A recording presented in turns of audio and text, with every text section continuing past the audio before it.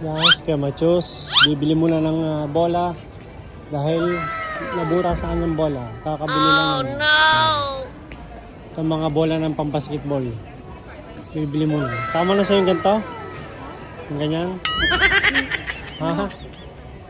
Ano ba sa'yo nung una ito? Ganito? Ha? Ayan mga bola. Kaya ito.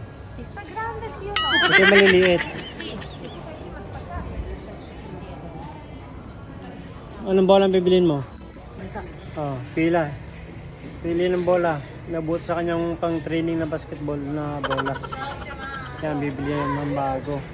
Ito ang presyo mga Cup W. Para ba? ¿Cuánto costa? 29 yan. No, ¿cuál es? Yung ano, yung grip. Magkano yan? Ito? 29 euro. Makapit yan ano? Para ba muna?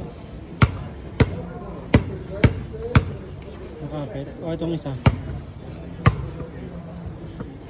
Magkano yan? Itong sale yan eh. Size 7, 14 euro lang. Sale. Mas maganda yan. ¿Qué fue?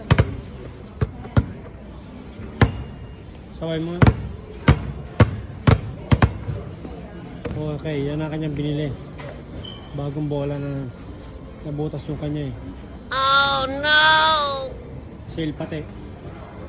Kaya mga Cup W, ito na kanyang binili, ang Tamrock. Don't forget to follow, like, and share. Cool. Yan, testing muna siya. Pang indoor at outdoor kasi ito. Yung kanyang isa, ganun din dati. Ayun nga, bumibisa siya mag-dribble. Nakapagpa-shoot na rin siya sa gitna ng kanyang mga binti. Ito na ang kanyang bagong bola. Don't forget to follow, like, and share mga Cup W. Ciao, ciao!